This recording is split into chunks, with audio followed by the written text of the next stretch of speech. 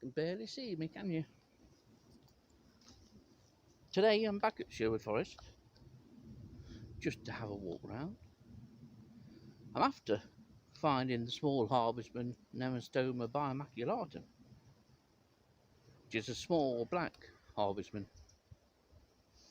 Should be easy enough to find by lifting a few logs. And I'm going to go in one of the more quieter spots of Sherwood, or certainly less frequented by the public now. It used to be fairly well used at one time, but little used now, and the footpath that had developed over decades has now gradually been vegetated over. And it's up there. So, I'd best get off.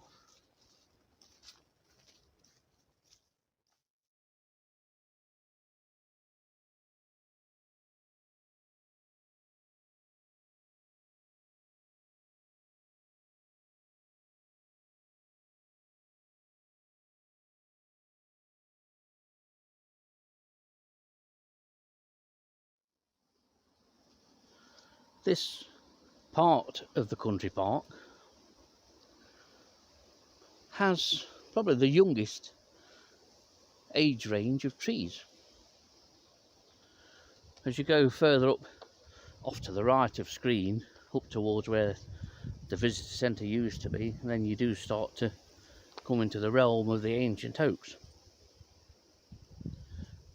At this area, which is around what we always refer to as the dump, features trees of about the same age probably. You've got a good mix of birch and oak. How long the birch remain here is another question. But surprisingly, much of what is now Sherwood Forest Country Park was once farmed. There's a big aspect of Viking history in Sherwood that never gets a mention. And from LiDAR photographs taken as part of a LiDAR survey a number of years ago, it revealed that a large part of Sherwood Forest is a series of fields, small holdings and compartments. And even now, if you're coming off the Swinecote Gate, which Swinecote Road runs from out of Edwinstowe north towards and past Budby South Forest, if you look in the woodland and look at the ground and the undulations in the ground, you will see that it's all remnants of ridge and furrow. The place was farmed over much of it many years ago, even before I were born. Well, that's a long time. Anyway, that's roughly where we're heading. Left of screen, but up through the trees that you can see in the middle of the screen. Especially now it's raining.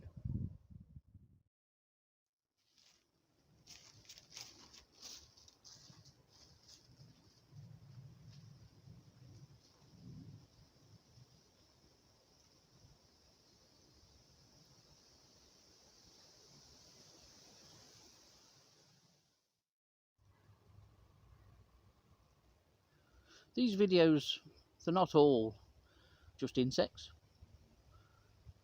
Hopefully they come across as being more of a celebration of what's about, what's in the natural world, and what's on a doorstep. And hopefully they'll help people to learn a little thing or two, to appreciate insects and spiders and everything else a little bit more.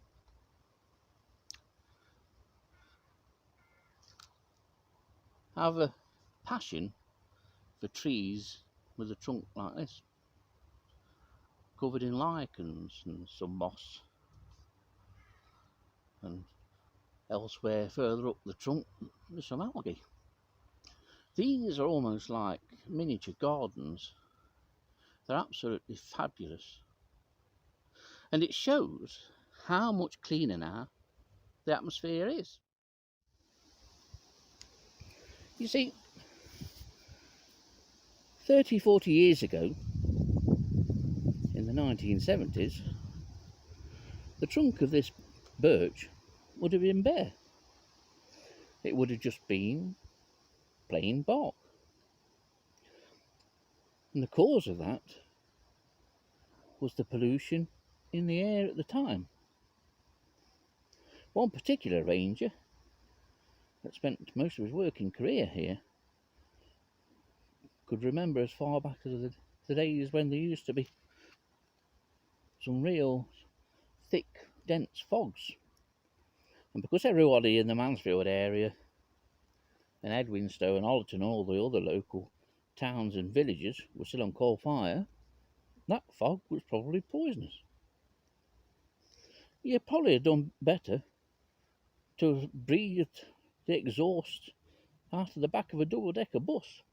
It was probably safer than breathing the actual air. But the Clean Air Act improved things immensely. And I think it's important that we remember and realise just how far and how much we have cleaned up the atmosphere.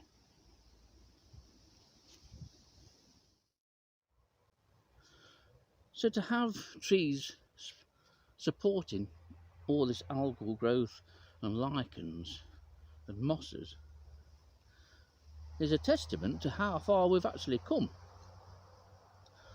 Personally, I don't think we hear enough about how far we've come and how bad things used to be.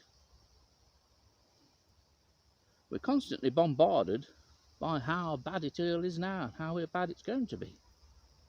But we can improve things, and we have done. And I think there should be more credit given to that. The Clean Air Act was a fantastic thing, and probably one of the better things that's ever gone through the Houses of Parliament. And now we can all enjoy the intricacies of plant life on the trunks of trees. It might not seem much to many, and indeed many probably never even given it a thought. But you should. Miniature little gardens and forests, all on the trunks of trees, making up a forest.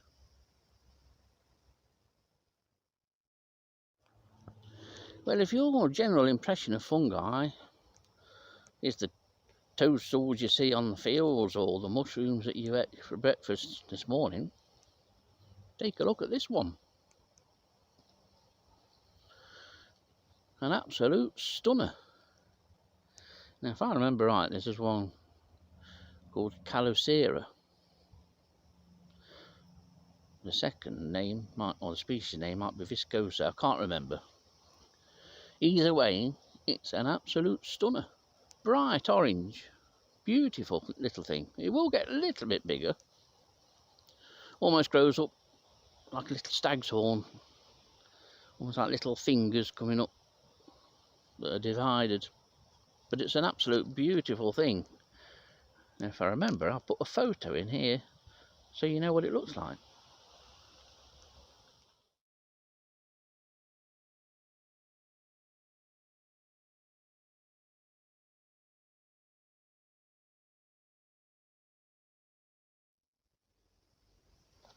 Well, I've walked up through the trees, and from where I was, I'm about halfway between there and the site of the old Sherwood Forest Visitor Centre. And running off the Swinecote Road is this grass track. This is called the Military Path. I'm presuming it has military connections for when the army used to plod around here. I don't know, I only had secondary school education. But this is it's a lovely little bit of Sherwood. One of the few places in Sherwood that has quite a bit of flower, and in spring it looks beautiful with the flowers of pink campion and cow parsley, amongst a few others. And it's a place, or an area, we've never checked properly for glowworms. You would think, with this being a long-standing grass tract, that maybe they were here. So maybe there's a little nocturnal sojourn for next spring.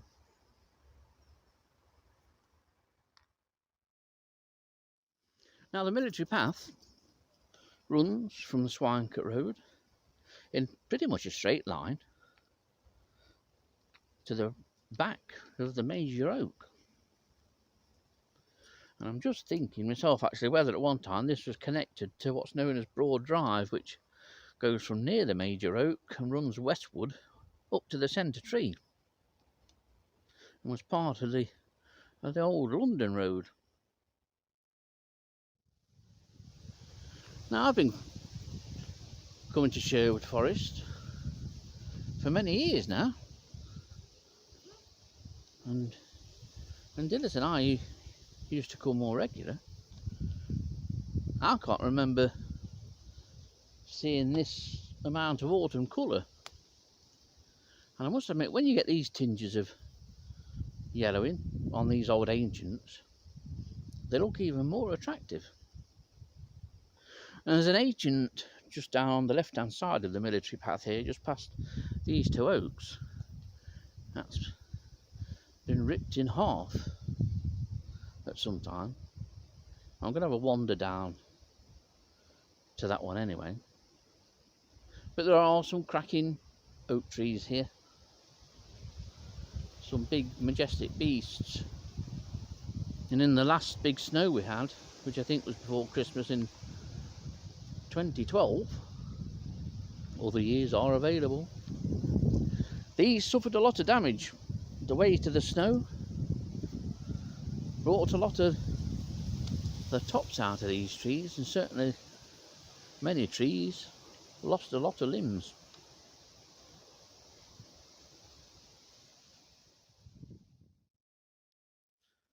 As you can see,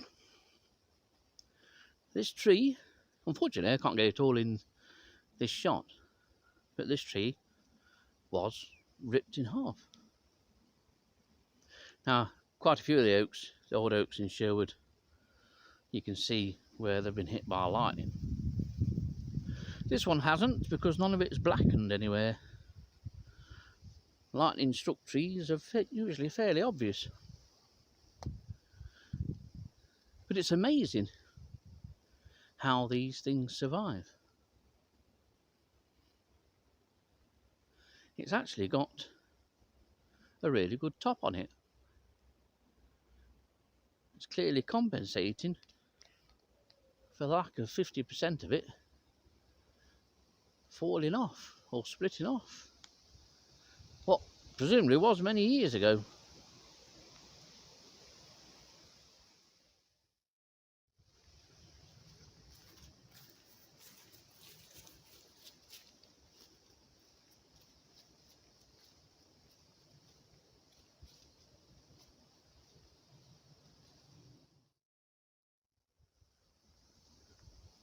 Here's something rare in Sherwood. A little patch of pure birch woodland.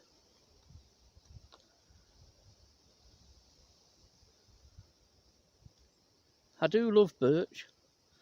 Beautiful tree in winter, and in spring has one of the best barks of any native UK tree. Beautiful. And of course the Sherwood Forest area, it's well known locally, is known as Birklands, the name of which is derived from the Norse of birchlands. And yet we're doing our best to try and eradicate this tree from Sherwood and make it just oak. The area was named after the birch, not the oak.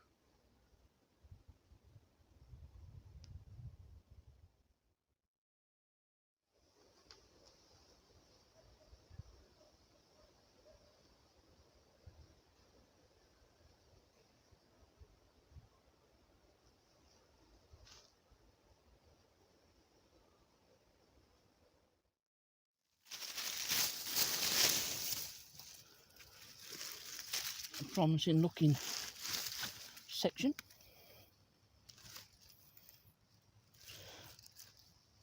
Some of the usual suspects underneath. This is common shiny woodlouse and Iscus hellus, which I did a video of the other day. And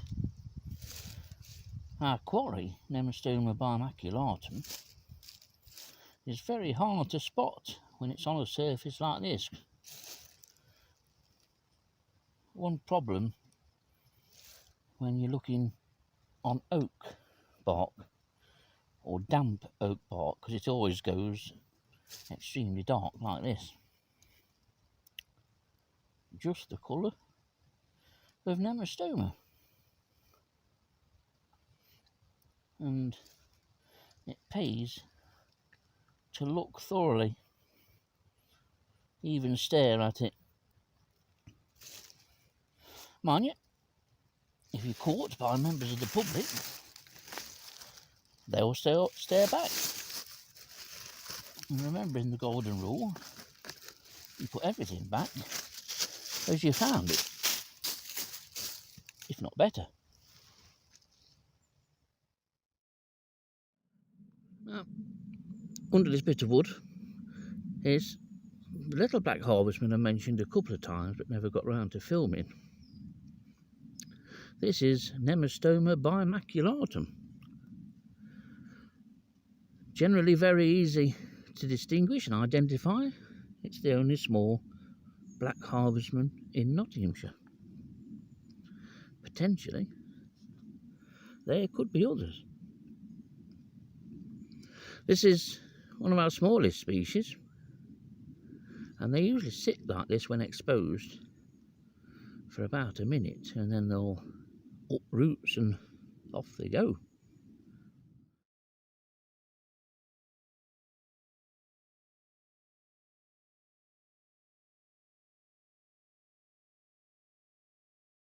So we're doing well actually to get such a prolonged view of this one. And judging on size of the abdomen, this looks like a female. Generally common, quite secretive, and sometimes when you turn logs over, this species isn't immediately obvious. It will just sit there, and if the log's damp, it can be difficult to spot. But sometimes you can find them in groups. There's usually a second or a third not too far away from any one that you find. But to get a view like this is quite a bonus. And this is just under a discarded piece of wood. Now, it's fairly widespread in Nottinghamshire. Fewer records from the southern parts of the county, and that's largely due to the fact that Dennis and I have recorded mostly in the northern part, or northern half of Nottinghamshire. It is found even in suburban areas. Woodthorpe Grange, which is a park on the outskirts of Nottingham, it's present there. So it's possible that it could be found in old large gardens. You just need to look. But it's a nice species, and there it goes, look. Bang on time. It must have heard me. Perhaps I'm the new Dr. Dolittle. Unusual shot, this, I must admit. The reason I'm showing you, I just want to see just how thick the bark of these trees is. If I put my hand there, you can see that this bark is well over 2 inches thick. This tree has been dead for years, but it still gives a lot of life.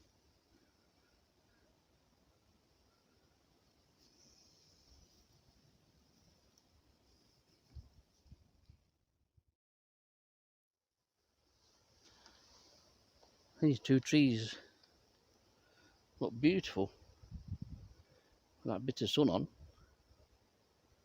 And where I'm standing now, just retracing my steps, a couple of minutes ago there's a road here stood looking at me. I was about 100 yards further down the track before I saw it, and it went off to the left. But it's turned into a beautiful day. I thought we was going to get rain. Beautiful. And this bit of Sherwood is all mine. And a road is.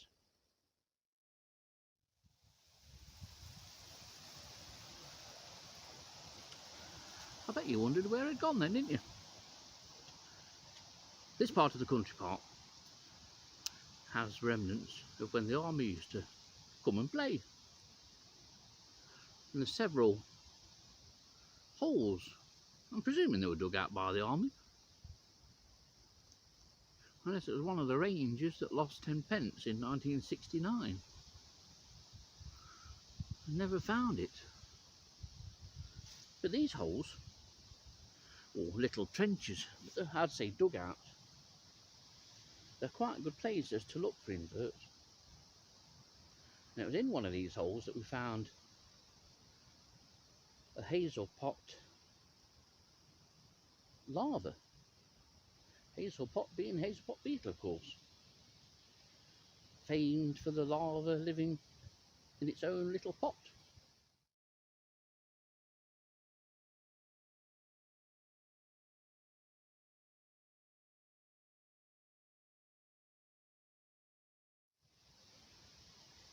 But when you get down and you start to look in amongst the leaf litter, you open up a whole new world.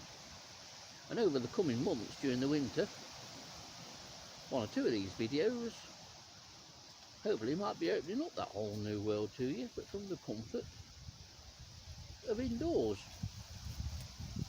Because sieving through leaf litter and soil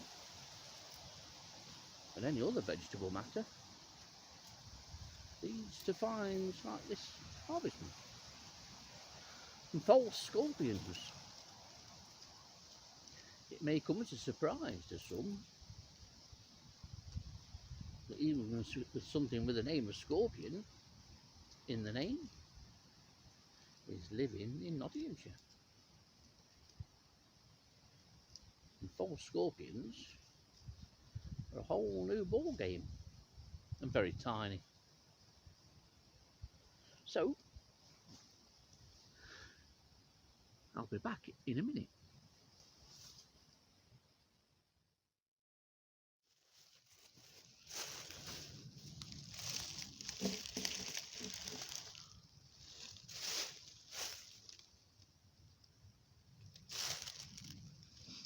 Nothing immediately obvious. Plenty of Aniscus ocellus along the length of this log. And just move some of the leaf litter out of the way. And then it pays to just sit and watch. Because small invertebrates that are impossible to spot against a background such as this suddenly make their presence known by moving. And here's a huge surprise. This is the longhorn Rajum bifasciatum. Fairly common at Sherwood and regularly encountered often on the trunks of trees. Occasionally on log piles where there are log piles. And I've just turned this one up under some dead bark on a long fallen branch. I never expected to find this species today. You don't typically go looking for longhorns in winter, although there are a couple that you can turn up by beating ivy in the winter. and that's a species for another day. This is a fairly large species, well over an inch in length, which is about 30 mm in new money, from head to the end of the abdomen. It's a beauty, isn't it? What a surprise. This is one of those instances where you never know what's going to turn up. How lifting logs can surprise you amongst all the mundane stuff and more common species. Occasionally you'll get one of these beauties.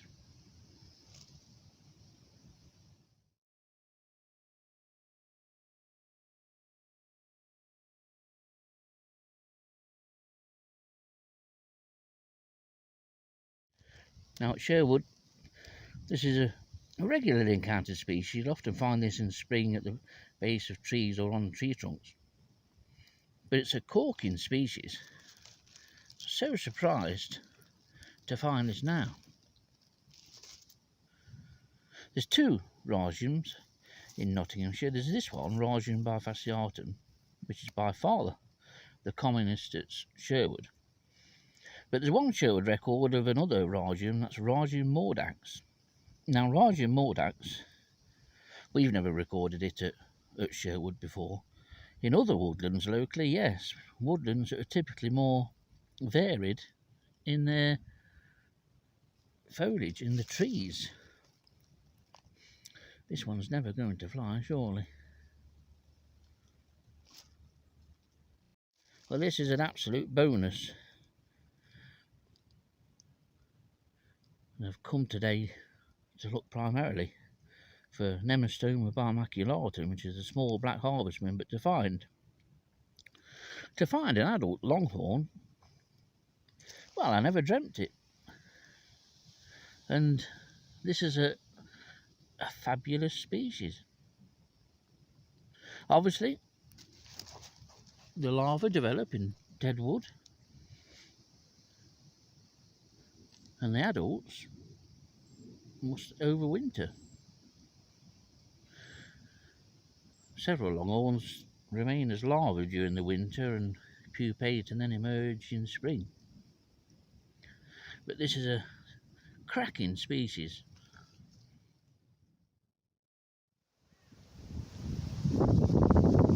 It's been a good couple of hours.